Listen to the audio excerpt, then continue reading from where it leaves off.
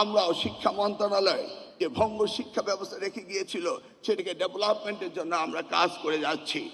আমরা প্রতিজ্ঞাবদ্ধ এই জাতিকে উন্নয়নের অগ্রশিক্ষা নিতে হলে শিক্ষার কোনো বিকল্প নেই, সেই জায়গায় আমরা কাজ করব। মাননীয় প্রধানমন্ত্রী, আপনাকে সেই আশ্বাস আমরা দিতে পারি। আমাদের গোল হচ্ছে যে শুধু গ্র্যাজুয়েট তৈরি করা নয়, আমরা চাই কর্মক্ষম জাতি অ্যান্ড স্কিল বেসড এডুকেশন দিয়ে আমরা এই জাতিকে যেন গঠন করতে পারি। মাননীয় প্রধানমন্ত্রী, আপনি বলেছেন উই হ্যাভ এ প্ল্যান। আমি জানি আপনার প্ল্যান শুরু হয়েছে এই শিক্ষা ব্যবস্থা দিয়ে, যেটি করেছিলেন আমাদের দেশমাতা বেগম খালেদা জিয়া। তিনি এই শিক্ষাকে সবচেয়ে বেশি ভালোবাসতেন। আমরা কাজ করেছিলাম।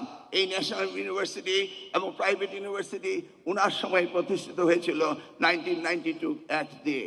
আজকে বাংলাদেশের 57টি পাবলিক বিশ্ববিদ্যালয় রয়েছে, 116টি প্রাইভেট বিশ্ববিদ্যালয় রয়েছে।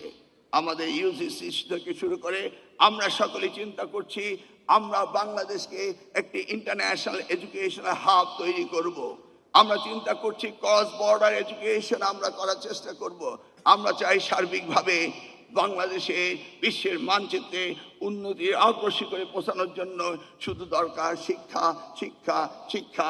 এবং এই বিষয়টিকে আপনি আন্তরিকতার সাথে ভালোবাসেন, তাই আমার দৃঢ় বিশ্বাস বাংলাদেশ এগিয়ে যাবে।